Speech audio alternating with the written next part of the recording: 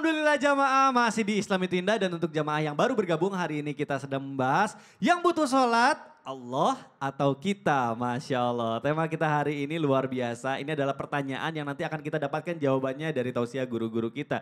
Baik jamaah, sebelum kita melanjutkan pembahasan kita, saya mau ajak dulu jamaah untuk nonton dulu. Ini ada tayangan mengenai tetap tunaikan sholat dimanapun berada. Yuk kita saksikan sama-sama, silakan. Waduh, Masya Allah. Orang pilot yang tetap melakukan ibadahnya di saat sedang bekerja. Bib, saya tuh pernah ngerasain ya, kerja dari pagi sampai pagi gitu ya, sampai kadang sholatnya tuh di akhir-akhir terus gitu. Hidup tuh kayaknya capek banget gitu ya.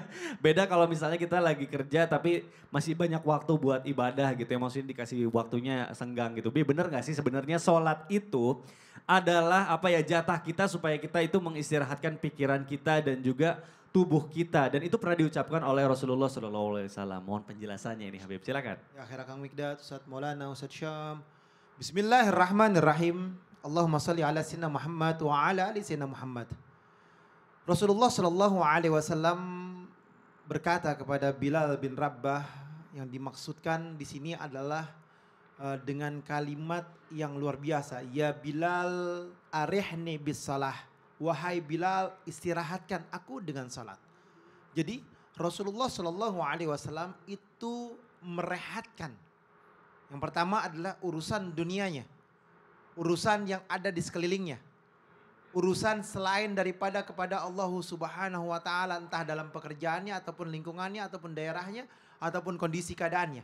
Tapi kita tahu Rasulullah semuanya itu dari awal ucapan perbuatannya adalah hadis. Dan gak ada hubungannya tentang apapun kecuali dengan kebaikan dan kebaikan dan kebaikan. Apapun yang jadi ucapannya adalah hukum. Yang apapun jadi ucapannya harus dicontoh dan ditiru. Pekerjaan dan perbuatannya. Tapi di sini ada yang menarik. Kalimatnya adalah arihni bisolah. Bahwasanya istirahatkanlah aku dengan sholat. Istirahatkanlah aku dengan sholat. Maknanya adalah sholat ternyata merehatkan badan, merehatkan pikiran, merehatkan tubuh kita. Untuk apa? Untuk bermunajat kepada Sang Khalik. Handphone kita yang kita gunakan ketika baterainya low, kita charge penuh lagi deh, disirahatkan. Salat itu menge-charge iman dan takwa kita kepada Allah. Ketika seorang hamba mau energinya full, salat yang benar. Mau semangat hidupnya, salat. Salat subuh gobliyah 2 rakaat. Salat subuh 2 rakaat. 2 jadi 4 rakaat. Setelah dia melakukan sholat tersebut, maka aktivitasnya akan jauh lebih baik dan lebih semangat. Karena apa? Ini bentuk rehat dan bentuk daripada pembuka untuk membuka sendi-sendi dalam tubuh kita. Dan kalau ada orang yang olahraga, kita contoh nih, ada orang olahraga, badannya nggak suka kecengklak kakinya atau kesleo, sholatnya pasti nggak benar posisinya. Posisi begini sakit. Tapi kalau ada orang yang sholatnya posisinya enak, semua enak, badannya pasti enak. Dan juga kalau ada orang yang sholatnya betul-betul tumak ninahnya dijaga, itu adalah bentuk stretching sebetulnya. Itu adalah bentuk stretching. Bagi apa? Bagi badan kita. Rukuknya, sujudnya, tidalnya, tegapnya, ininya, itunya semuanya, itu adalah bentuk olahraga. Pagi-pagi subuh kita udah disuruh olahraga. Dengan apa? Dengan berhadapan kepada Allah Subhanahu wa taala. Sebetulnya maknanya adalah banyak, bukan hanya itu. Tapi prinsipnya adalah Rasulullah SAW menenangkan hati, jiwanya, beristirahat dan lain sebagainya dengan sholatnya, berhadapan kepada Allah Subhanahu wa taala dengan iman yang baru. Dengan iman yang bertambah. Dengan nikmat kepada Allah Subhanahu wa taala. Berapa banyak di antara kita yang gak nikmat sholatnya? Karena gak kenal Allah. Berapa banyak di antara kita yang sholatnya terburu-buru? Karena dia gak mau rileks dalam hidup dunianya. Karena dia gak kenal Allah. Berapa banyak di muka bumi ini orang yang sholatnya tidak yakin kepada Allah. Karena apa? Karena dia jauh daripada ridhonya Allah. Dia gak kenal Allah. Kan dikatakan di dalam Al-Quran. Ya. Ara'aital ladzi kadzibu biddin. Fadzalikal ladzi yad'ul yatim. Wala yakhuddu ala fawailul lil musallin. Alladzina hum an salatihim sahun. Alladzina hum yura'un wa yamnaunal ma'un. Salat aja ada orang yang gak diterima sama Allah. Ya Allah. Terima kasih Habib, Masya Allah. Boleh tepuk tangan dulu dong Bu. Alhamdulillah. Baik, Bu. Masih semangat gak Bu? Nah, baik. Biasanya saya kasih kesempatan ibu-ibu atau jamaah yang ada di rumah juga untuk bertanya sama guru-guru kita. Tapi sebelumnya, sekarang kebalikannya. Nah, sudah berdiri di samping saya. Ustaz bertanya, Kami menjawab. Baik. Nah. Ustadz Maulana mau nanya sama siapa sih? Sama yang mana? Ibu ini deh. Baik. Silakan berdiri Bu. Oke. Silakan lihat jamaah yang lagi di rumah, sapa juga. Perkenalkan nama Ibu. Assalamualaikum warahmatullahi wabarakatuh. Waalaikumsalam warahmatullahi wabarakatuh. Saya bersama Ibu Iin Supriyatin dari Majelis Taklim Taman Bukit Makmur, Jatinangor, Sumedang. Tepuk tangan dulu dong. Aman, Mas. Ibu aku mau nanya nih. Boleh. Gimana menurut Ibu kalau ada orang sholat tapi tidak ngerti maknanya, bacaannya. Baru ada tuh gerakannya masih salah-salah. Gimana menurut Ibu? Bismillahirrahmanirrahim. Sepertinya kayaknya nggak sah dong Ustadz. Dan jika kita melaksanakannya pun juga masih ragu-ragu. Oh. Ya seperti itu mungkin Ustadz ya. Oh begitu. Tepuk tangan dulu. Itu kok menurut pendapat Ibu. Makasih ya Bu. Baik, terima kasih Bu. Ustadz Maulana silakan. Izin Habib dan Ustazan. Bismillahirrahmanirrahim. Allahumma salli ala sayyidina Muhammad wa ala sayyidina Muhammad. Sallu kama ra'aituni usalli. Salatlah sebagaimana engkau melihatku salat. Karena salat itu syariat, adalah ibadah. Berarti syaratnya ada dua, syarat ibadah itu. Yang pertama harus karena Allah. Maka perbaiki salat kita, salatlah karena Allah, bukan karena mau dipilih. Pilih apa Ustadz? Jadi pilih jadi ketua RT. Bukan bukan karena mau cari muka, betul tidak? Harus karena Allah. Kemudian yang kedua syaratnya adalah sesuai aturan syariatnya. Sesuai tuntunan karena 13 rukun sholat. Ada syarat wajibnya, ada syarat sahnya itu. Tapi bagaimana kalau ada orang belum memaknai? Tadi jawaban Nabi Masya Allah bagus banget. Waktu ditanya sama Mikdad itu bagus banget. Jadi buat kita perihal tentang gimana kalau ada orang masih nggak bagus sholatnya, bacaannya. Disinilah posisi kita tetap berbaik sangka. Apa arti sholat? Saya mau tanya. Menurut bahasa sholat artinya doa. Apa arti doa? Permohonan hamba kepada Tuhan. Sementara doa ada 3 macam. Ucapan, perbuatan, isyarat. Makanya kalau penjelasan salat itu sendiri. Salat adalah kumpulan doa-doa yang dimulai dengan takbir dan diakhiri dengan salam. Dengan syarat dan rukun tertentu. Jadi kalau berbicara tentang salat orang yang masih belum sempurna salatnya. Betul tadi kata Habib, tetap belajar. Tapi bukan berarti karena masih salah-salah gak usah salat. Tidak boleh. Karena tujuan kita hidup adalah untuk ibadah. Tidak ada urusan. Kalau memang belum tahu salat berjamaah. Berjamaah. Bacaan salat yang wajib kan cuma 3.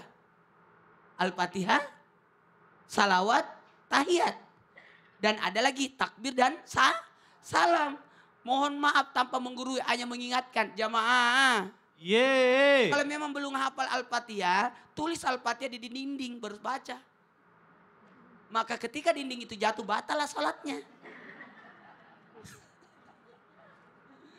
Nah, gimana kalau masih salah-salah? Makanya ahli tasawuf mengajarkan buat kita sesudah salam, Assalamualaikum warahmatullah. Assalamualaikum warahmatullah. Kalimat yang pertama yang kita baca adalah astaghfirullah.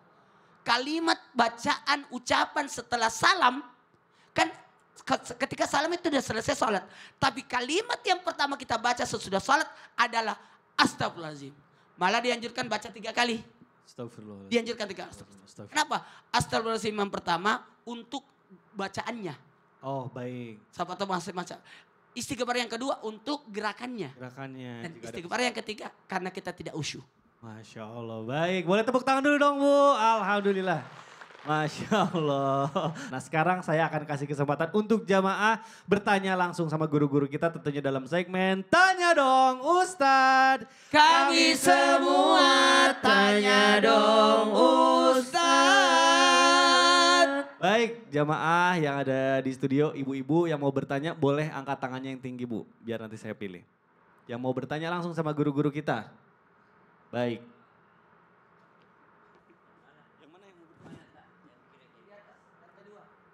Ibu silahkan yang mau bertanya. Maaf Bu, perkenalan dulu namanya siapa dari mana? Bismillahirrahmanirrahim. Assalamualaikum warahmatullahi wabarakatuh. Waalaikumsalam warahmatullahi wabarakatuh. Nama saya Ibu Wati dari Majelis Taklim Taman Bukit Makmur, Jatinangor, Sumedang. Tepuk tangan dulu dong buat Jatinangor Sumedang. Saya akan bertanya kepada Ustadz Sam. Siap Ibu, mangga. Siap. Ustadz, apa bedanya orang yang suka tidak sholat sama orang yang suka sholat? Sedangkan yang tidak suka sholat hidupnya berkecukupan, berlimpah, hartanya bahagia. Sedangkan yang suka sholat kebalikannya gitu. Bagaimana itu? Ibu maunya yang mana? Kalau Ibu maunya yang mana Ibu? Baik. Ibu tanya dulu dong, Coba, Ibu maunya yang mana Bu? Kira-kira Ibu lebih pengen yang mana nih? Yang sholat tapi bahagia. Gitu. Oh pintar. Pintar. Jawabannya diplomatis. Harus gitu dong. Pintar. Ustaz Syam boleh silakan langsung dijawab. Baik, tapi guruku Ustaz Maulana Habib Usman Mas Mikdad serta guru-guru kami yang dimuliakan Allah Subhanahu wa taala. Al-Qur'an surah Al-Isra ayat 18 19. A'udzu billahi minasy syaithanir rajim.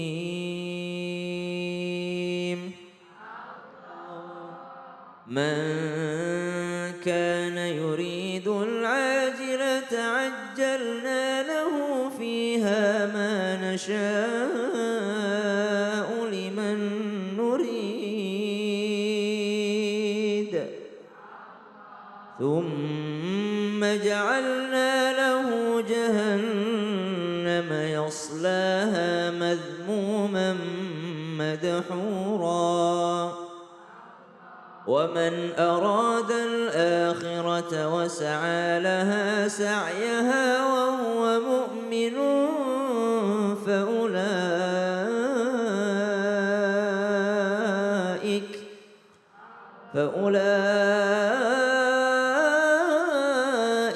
كان سعيهم مشكورا. Dua ayat yang senantiasa membuat para sahabat Nabi radhiyallahu anhum wardahum ajma'in menangis ketika dapat rezeki kalau habis sholat.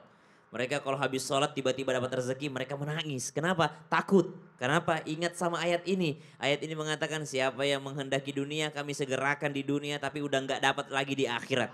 Tapi siapa yang menghendaki akhirat maka akan diberikan balasan sebaik-baiknya. Maka para sahabat Nabi itu menangis Bu. Kalau habis sholat duha jadi kaya. Menangis mereka kalau habis sedekah Allah langsung ganti. Kenapa? Jangan-jangan Allah ganti di dunia, di akhirat udah enggak lagi. Kalau sekarang malah bertanya, ya Allah saya udah tiap hari duha kenapa enggak kaya? Ya Allah tiap malam saya baca Al-Waqiah kenapa belum kaya? Subhanallah berbanding terbalik. Ibu saya mau tanya, siapa manusia yang paling khusyuk sholatnya?